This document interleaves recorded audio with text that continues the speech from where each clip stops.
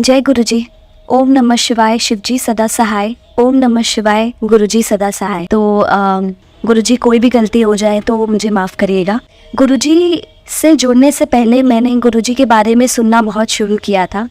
मेरा भाई जब दिल्ली में पढ़ाई करता था तो जब भी वो वापस आता था तो अक्सर बताया करता था कि उसके सारे फ्रेंड्स जो दिल्ली में रहते हैं वो किसी गुरुजी को मानते हैं एंड वो बड़े मंदिर है वहाँ पर। तब हमें ये नहीं पता था कि गुरुजी अपने फिज़िकल फॉर्म में नहीं है, बट सुन के बहुत अच्छा लगता था। और हमारी फैमिली में हम लोग आपस में अक्सर बात किया करते थे कि जब भी दिल्ली जाना हुआ तो गुरुजी के मंदिर ज़रूर जाएंगे। फिर धीरे धीरे मेरी बहन जब भी हमारे साथ यहाँ पर रहने आती थी वो भी अक्सर बताया करती थी कि मेरी एक फ्रेंड है जो दिल्ली से है एंड ये जो गुरुजी है उन्होंने उनकी डॉटर पर बहुत कल्याण किया है।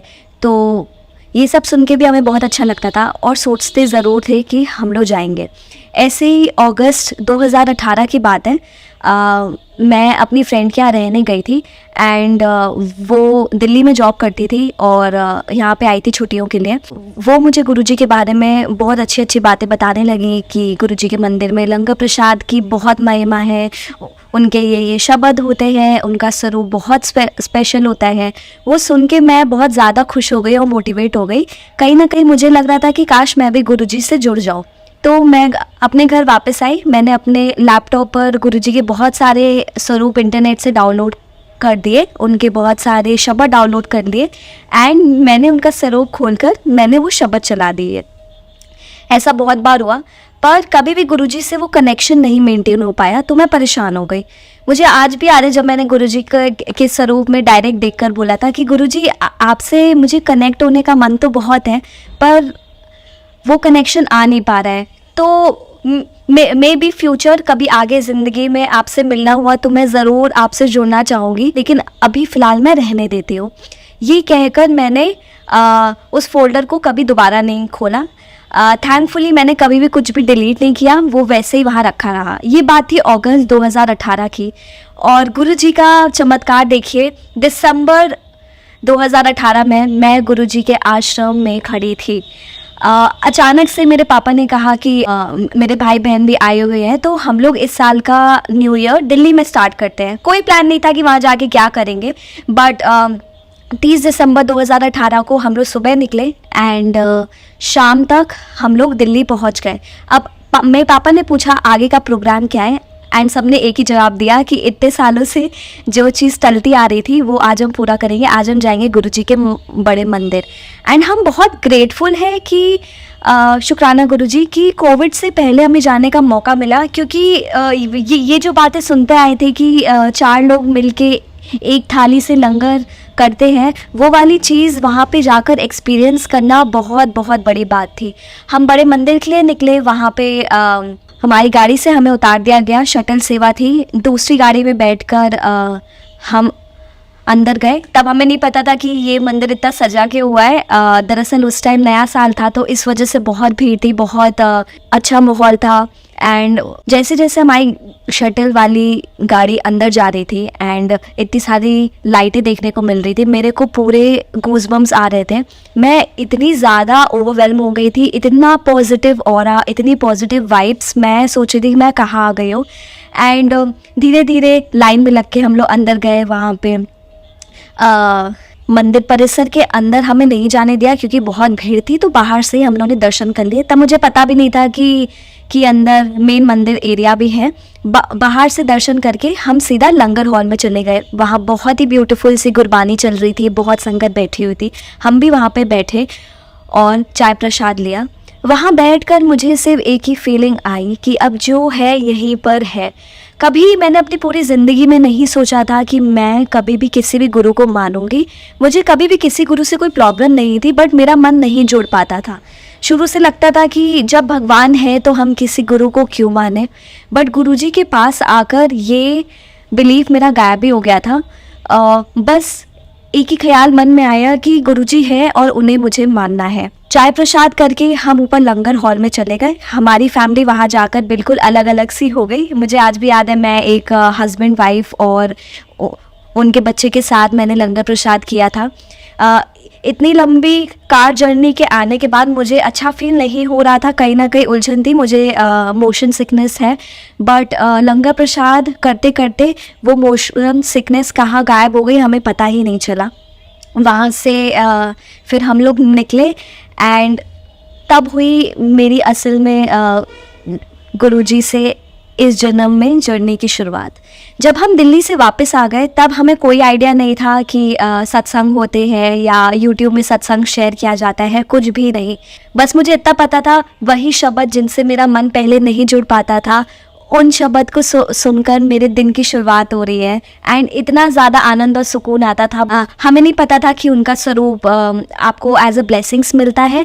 तो मुझे आज भी याद है कि गूगल से उनका स्वरूप निकाल के हम लोगों ने वही प्रिंट आउट करा लिया था। बहुत छोटा सा स्वरूप है बट वो आज भी बहुत स्पेशल है क्योंकि मैंने उस स्वरूप से बहुत बातें की हैं और अभी भी मैं ठीक उसी के सामने ही बैठी हूँ और अपना सत्संग शेयर कर रही हूँ आपसे। 6 महीने कैसे निकल गए पता ही नहीं चला, बिना किसी सत्संग में जाए, बिना कोई सत्संग सुने, बस पता नहीं कैसे मैं गुरुजी से जुड़ी रही। जुलाई का टाइम है, जुलाई के स्टार्टिंग में ही एक दिन मैंने व्हाट्सएप में अपनी एक आंटी के स्टेटस पर देखा कि यहाँ पर गुरुजी का बहुत बड़ा बर्थडे सेलिब्रेशन हो रहा है एंड वो देखकर मैं इतनी ज़्यादा खुश हो गई एंड फाइनली रात को 12 बजे गुरुजी का हम लोगों ने अपने घर में बर्थडे सेलिब्रेट किया। मैं और मेरी मॉम ही गुरुजी से ज़्यादा जुड़े हुए थे उस टाइम पर एंड दूसरे दिन हम लोग वहाँ पे पहुँचे and it was so beautiful क्योंकि सिद्धार्थ मोहन जी वहाँ पे आए हुए थे। मैं उन्हें जानती थी कि ठीक एक दिन पहले उन्होंने अपना एक नया सॉन्ग रिलीज़ किया था एंड वही मैं दूसरे दिन लाइव सुन रही थी एंड वहाँ का इतना पॉजिटिव ऑरा, बिल्कुल ऐसा लग रहा था कि बड़े मंदिर में वापस आ गई हूँ। वो भी इतनी ढेर सारी संगत देख के मैं बहुत ज़्यादा शॉक हो गई थी कि कानपुर में भी इतनी सारी संगत है। गुरुजी का बहुत अच्छा बर्थडे सेलिब्रेशन हुआ, बहुत आनंद आया, बहुत डांस भी किया एंड फाइनली हम वापस आ गए और अपने रूटीन में बिजी हो गए। एक हफ्ते बाद वही आंटी जिनके स्टेटस पर मैंने गुरुजी का ये बर्थडे इनविटेशन देखा था, वही उन्हीं आंटी का मुझे कॉल आता है कि बेटा मेरे घर 5 मिनट के लिए आ जा। तो मैं उनके घर चली गई तो वहाँ वो कहती है कि बेटा मुझे ना गुरुजी के सत्संग में जाना है तो प्लीज़ मेरे घर में 10 मिनट बैठ जा क्योंकि उनकी जो मदर इन लॉ थी उनकी तबीयत नहीं ठीक थी। तो वो कह रही थी कि तुम यहाँ पे 5-10 मिनट बैठ जाओ, मेरे बस एक फैमिली मेम्बर आने ही वाले हैं। तो जब वो चली गई मुझे बहुत बुरा लगा क्योंकि मुझे लग रहा था गुरुजी मैं आपसे इतने टाइम से जुड़ी हूँ बट आपने मुझे कभी भी किसी भी सत्संग में नहीं बुलाया। तो मैं वही उनके लिविंग रूम में सोफ़ा पर बैठी हुई थी एंड सामने गुरुजी का एक बहुत ब्यूटीफुल सा स्वरूप था एंड मैंने लगातार 5 मिनट उनसे यही बोला कि गुरुजी मुझे भी सत्संग में आना है, ये क्या बात हुई, मुझे आप क्यों नहीं बुलाते हैं। बर्थडे सत्संग बहुत अच्छा था बट रेगुलर सत्संग जाने का मौका मुझे भी चाहिए। एंड जैसे कि गुरुजी ने ही मेरे दिमाग में ये थॉट डाला, मैंने तुरंत गूगल से ही किसी ग्रुप में जुड़ी हुई थी जिसमें गुरुजी के बारे में लोग शेयर करते थे। वो दिल्ली का ग्रुप था पर मैं दिल्ली की रहने वाली नहीं हूँ। तो मैंने उस ग्रुप में डाला कि जय गुरुजी मैं कानपुर की रहने वाली हूँ, तो क्या कोई है जो मुझे बता सकता है कि यहाँ पे सत्संग कहाँ होता है। तो मुझे बहुत लोगों के मैसेजेस आए कि यहाँ पे सत्संग नहीं होते हैं पर हम लोग मिल के कर लेते हैं। बट एक संगत ऐसी थी जिसने मुझे सत्संग का इन्विटेशन भेजा। देखिए संगत जी कितनी इत्तेफाक की बात है, या इत्तेफाक छोड़िए, गुरुजी के तो केसेस में मिरेकल्स होते हैं। मैंने गुरुजी से संडे को बोला एंड ट्यूसडे को उन्होंने मेरे घर से सिर्फ 2 मिनट के रास्ते पे एक घर था, वहाँ पे गुरुजी ने मुझे सत्संग पे भेज दिया। मेरे शहर में पहला सत्संग था 2019 में। बहुत अच्छा लगा जाके। वहाँ पे मैं बाकी संगत से भी जुड़ी एंड मैंने उनसे बोला कि प्लीज़ मुझे ग्रुप में ऐड करिए। एंड उसके बाद क्या बोलूँ मैं संगत जी, बाकी का जो बचा हुआ साल था सत्संग ही सत्संग मैंने अटेंड किए, बहुत अच्छा लगता था। गुरुजी ने बहुत रहमत की। मैं फाइनली खुश थी कि मैं सही जगह आ गई हूँ, गुरुजी के साथ ही अब मेरी लाइफ है। अब मैं आपको 2021 का सत्संग बताऊंगी जब कोविड आया था। पहले कोविड मुझे और मेरे जुड़वा भाई को हुआ, तो हम दोनों को रूम के अंदर ही अपने आप को क्वारंटीन करना पड़ गया था मेरी मॉम ही थी जो हमारी अच्छे से टेक केयर कर रही थी। तो मेरी मम्मी को भी कब कोविड हो गया हमें पता ही नहीं चला। हम अंदर थे तो हमें नहीं पता था कि उन्हें भी कोविड हो गया है। धीरे धीरे ही सही, बट अचानक से फिर एक दिन उन्हें बहुत तेज़ फीवर आ गया एंड हमें पता चल गया कि उन्हें कोविड हो चुका है। तब मुझे और मेरे भाई को सिर्फ 7 ही दिन हुए थे, बट हालत ऐसी हो गई थी कि वो पूरे दिन सो रही थी। उनके अंदर खाना पीना जाना सब बंद हो गया था। हम लोग इतना डर गए थे बिकॉज़ उस टाइम इतनी बुरी न्यूज़ आ रही थी एंड मेरी फैमिली ऐसी नहीं है जो डॉक्टर के पास इतना ईज़िली जाए, तो हमारे पास डॉक्टर के कोई कॉन्टैक्ट्स नहीं थे। मेरी दीदी जो बनारस में रहती हैं वो ही हैं जो डॉक्टर के पास जा रही थी, कंसल्ट कर रही थी, बट सारे डॉक्टर्स का एक ही कहना था कि जब तक वो खाना नहीं खाएंगी तो हम कोविड की इतनी हैवी मेडिकेशंस उन्हें नहीं दे सकते हैं। जैसे तैसे गुरुजी के सामने मैं इतना गिड़गिड़ाई कि प्लीज़ गुरुजी हमें बख्श दो, प्लीज़ हमारी सारी गलती माफ़ कर दो, पर प्लीज़ मम्मी को ठीक कर दीजिए। एंड प्रॉब्लम ये भी थी कि हमारे घर में कोई भी खाना बनाने वाला भी नहीं था। मुझे खुद कोविड था, बट उसी टाइम मैं ऑनलाइन कुछ लोगों से जुड़ी जो उस टाइम पे घर घर लंगर सेवा पहुंचा रहे थे। गुरुजी की रहमत से गुरुजी ने पूरे कोविड हमें घर बैठ के उन्होंने लंगर कराया, कभी भी कोई टेंशन नहीं होने दी। और जिस दिन हमारी रिपोर्ट आई उसी दिन वो लंगर सेवा बंद हो गई। तो ये गुरुजी ने नहीं तो और कौन कर सकते हैं। मम्मी के साथ भी यही हुआ। धीरे धीरे उन्होंने खाना चालू किया और वो ठीक हो गई। थोड़ी प्रॉब्लम आई हमारी फैमिली में क्योंकि एक तरह से हम लोग ठीक हो रहे थे तो फिर हमें उन पे भी ध्यान देना पड़ रहा था, पर गुरुजी हमारे पूरे जर्नी में हमारे साथ थे। उन्होंने हम लोग को कैसे निकाल दिया इस सिचुएशन से हमें पता ही नहीं चला। तो जून तक हम लोग बिल्कुल ठीक हो गए थे। अब आती है जुलाई की बारी। जैसे कि आपको पता है कि गुरुजी का बर्थडे होता है, बट कोविड की वजह से कोई भी बड़ा सेलिब्रेशन नहीं था। मुझे पता था बहुत सेलिब्रेशंस हो रहे हैं, बट सब लोग अपने अपने घर में कर रहे हैं थोड़ी थोड़ी संगत को बुलाकर, पर मुझे कोई आइडिया नहीं था कि मैं कहाँ जाऊँ, पर मेरा मन बहुत था। 6 जुलाई की बात है, रात को डिनर करके मेरी फैमिली साथ में बैठकर टीवी देख रही थी एंड मैं सबकी प्लेट्स उठा के मैं किचन में रखने आई। बाहर ही मेरा फ़ोन चार्जिंग में पड़ा था और उसी टाइम रात के 10:30 बजे के आसपास की बात है, मुझे एक कॉल आता है एंड मैंने वो कॉल उठाया एंड मैं काफ़ी सरप्राइज़ थी कि इतनी रात को मुझे कौन कॉल कर रहा है।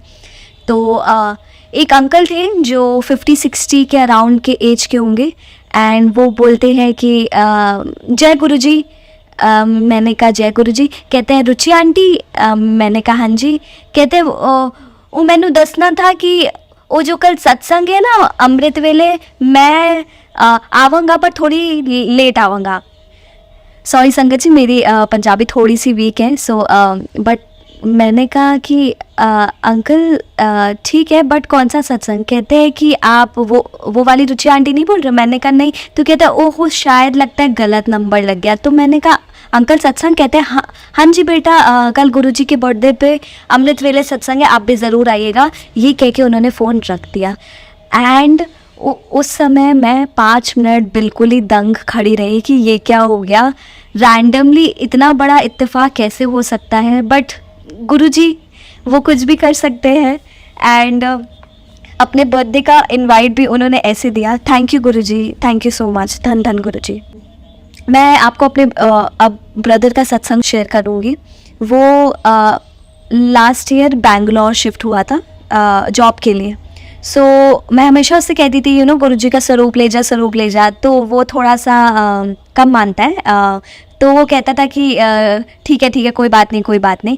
तो वो वहाँ पे एक सोसाइटी में रहता है जहाँ पे वो उसका फ्लैट 3री मंजिल में था। एक दिन फ़ोन करके उसने मुझे एक बहुत अजीब सी घटना बताई। तो होता क्या है कि संडे को उनकी सोसाइटी में कोई भी कुक नहीं आती है, तो उसके साथ भी यही होता था। तो 7th फ्लोर पे एक रुचि आंटी रहती थी। वो सबको संडे के दिन लंगर प्रसाद मतलब जो फूड है वो सबको प्रोवाइड करते हैं। जिनको भी चाहिए होता है वो लोग उनके फ्लैट में जाते हैं और ख़रीद के आ जाते हैं। तो नॉर्मली जो मेरे भाई का रूममेट है वो जाकर 7वीं मंजिल में उनका फ्लैट है रुचि आंटी का, वो जाके वहाँ से खाना ले आता था। उस दिन किसी वजह से मेरे भाई को जाना पड़ गया, तो वो जाता है 7वीं मंजिल पे रुचि आंटी।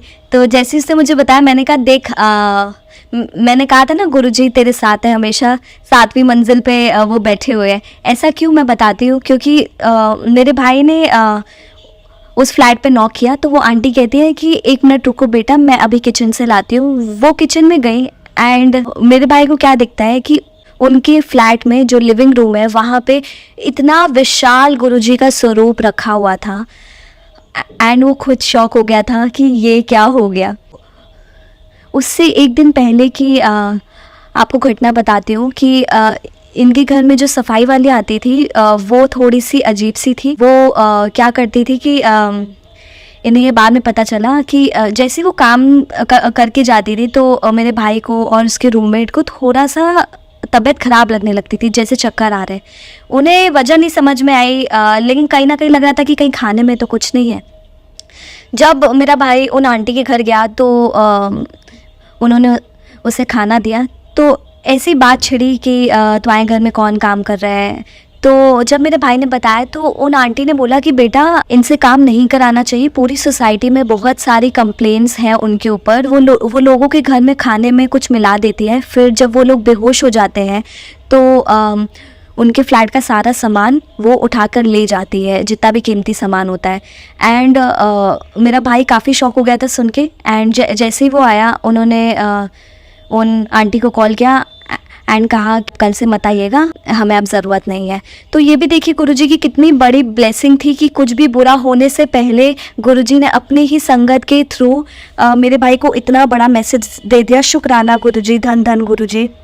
आपको नहीं पता है गुरुजी कहाँ से कैसे आपको सपोर्ट कर देते हैं। पिछले साल की एक बात बताती हूँ। यहाँ पे मेरे शहर में गुरुजी का अमृत वेले सत्संग भी स्टार्ट हो गया है।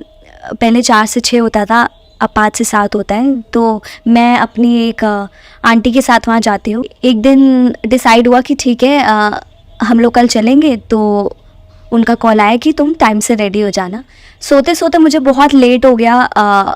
2 बजे के आसपास मैं सोई, तभी मुझे ड्रीम आता है कि मैं एक सत्संग में बैठी हूँ। मुझे नहीं पता कि क्या टाइम हो रहा है एंड सामने गुरुजी का आसन है।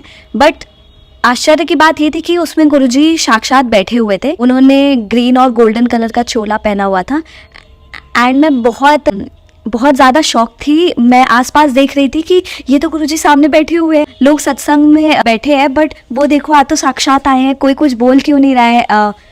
उस टाइम गुरुजी किसी संगत से बात कर रहे थे, बट मैं आसपास बहुत हैरान परेशान देख रही हूँ कि कोई गुरुजी से मेरी तरह इतना हैरान परेशान क्यों नहीं हो रहा है। देखो वो आज साक्षात आए, सामने बैठे हैं।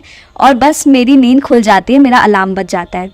तो मैं सुबह अमृत वेले के सत्संग में चली जाती हूँ, वहाँ मत्था टेकती हूँ एंड आंखें बंद करके वहाँ पे सत्संग में चली जाती हूँ। 1 घंटे बाद क्या होता है कि शब्द चल रहा था एंड मेरी आंखें खुलती है एंड मेरी नज़र सीधा गुरुजी के आसन पर जाती है।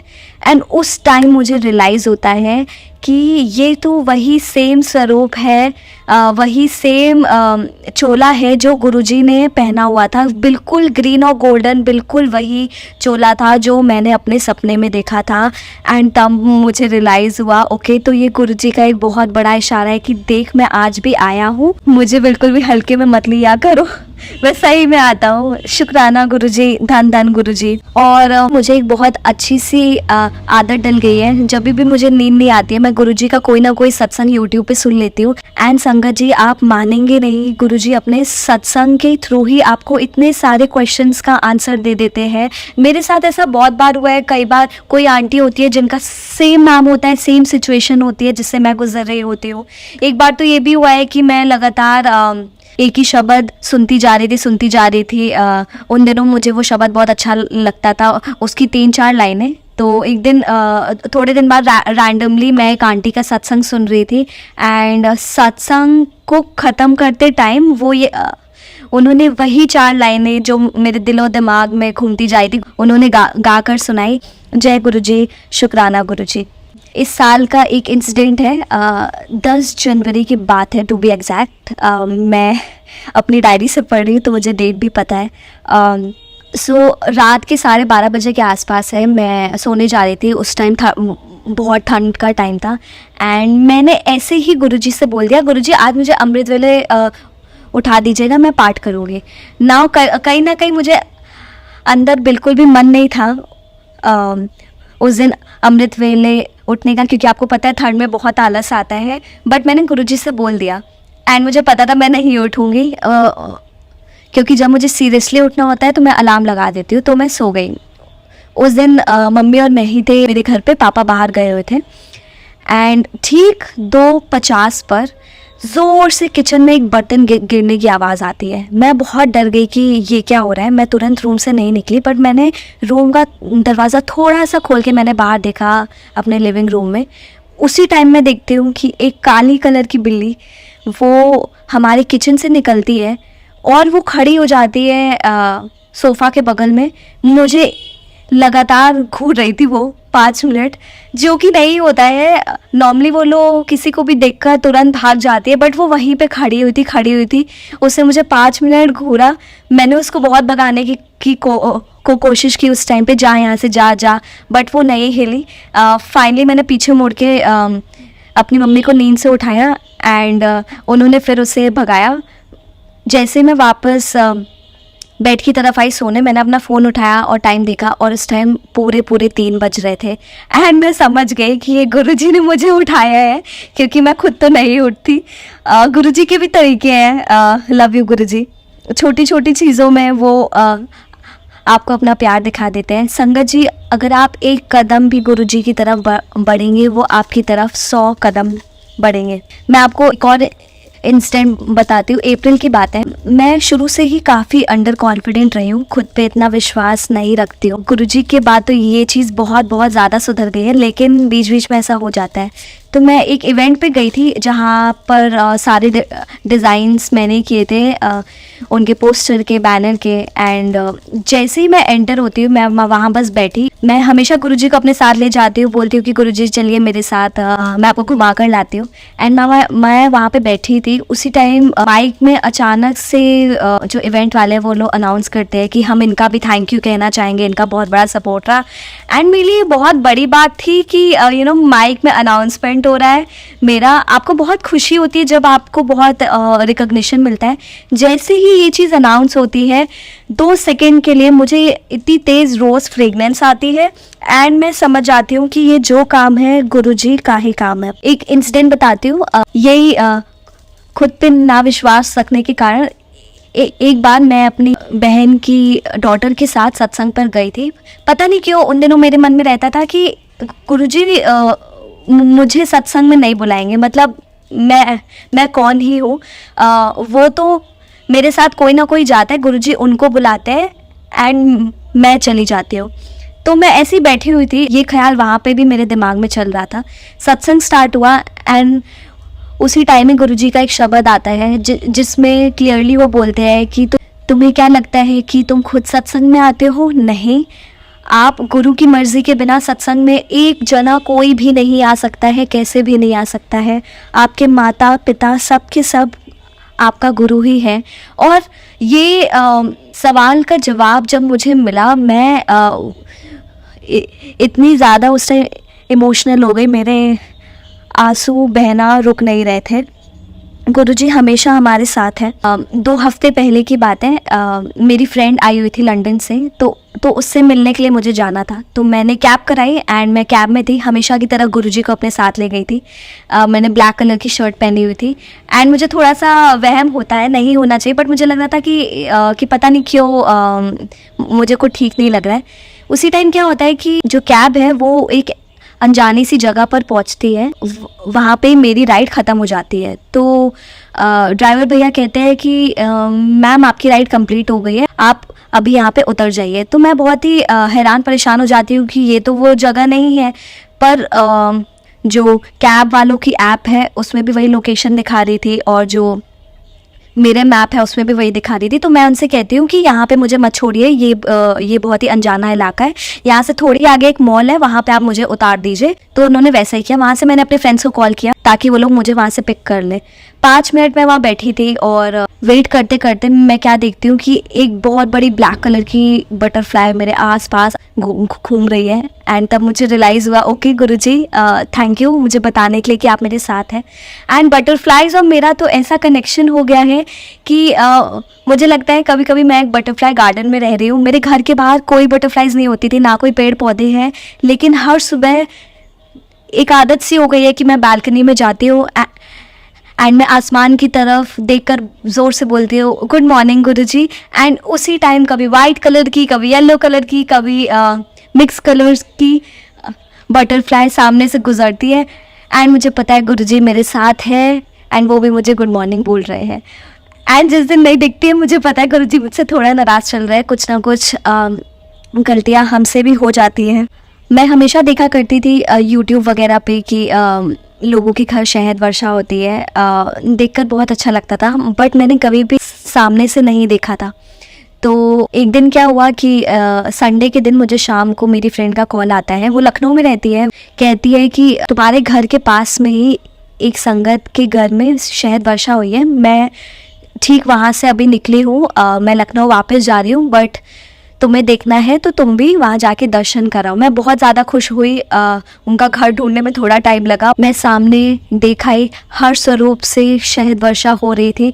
सामने देखना बहुत बहुत ही मिराकुलस था। शुक्राना गुरुजी, जिन संगत जी के घर पे शहद वर्षा हुई थी उन लोगों ने हम लोगों को भी थोड़ा सा डिवाइन शहद दिया और हम लोगों ने आके उस शहद को मंदिर में रख दिया। ये सावन का टाइम है गुरुजी, उस दिन संडे का दिन था। ठीक एक महीने पहले हमारे घर में क्या हुआ था कि हम लोग सेकेंड फ्लोर पे रहते हैं, तो मेरे पापा के अंदर एक आदत थी कि वो नीचे अपनी स्कूटी रुकाते थे तो वो चाबी वहीं पे लगा कर चले आते थे। जैसे उन्हें याद आता था तो वो दौड़ दौड़ कर जाते थे। ऐसा 2-3 बार हुआ, लेकिन एक दिन फाइनली ऐसा हुआ कि वो चाबी लगा के छोड़ आए थे एंड स्कूटी गायब। एंड आपको तो पता है कि एक बार जो गाड़ी गई वो कभी नहीं मिलती है। पुलिस कंप्लेन हमने की क्योंकि एक FIR होनी चाहिए। सबका यही कहना था कि लोगों को स्कूटी के टुकड़े करके बेच देते हैं, सबसे पहले नेम प्लेट हटा देते हैं। मेरे पापा बहुत हैरान परेशान थे कि मैं क्या करूं, नई स्कूटी खरीदूं या एक सेकेंड हैंड स्कूटी लूं। इस बात को 1 महीना हो चुका था। एंड संगत जी, जिस दिन वो डिवाइन शहद हमारे घर में आया, दूसरे दिन मंडे के दिन, सावन का मंडे था, शाम को हमें कॉल आता है पुलिस स्टेशन से, आइए और अपनी गाड़ी ले जाइए। इतना ज़्यादा हम लोग खुश थे, शॉक थे कि ये क्या हो रहा है, लेकिन गुरुजी की ब्लेसिंग्स है, उनको जो करना होता है वो कर ही देते हैं। थैंक यू गुरुजी, शुक्राना गुरुजी।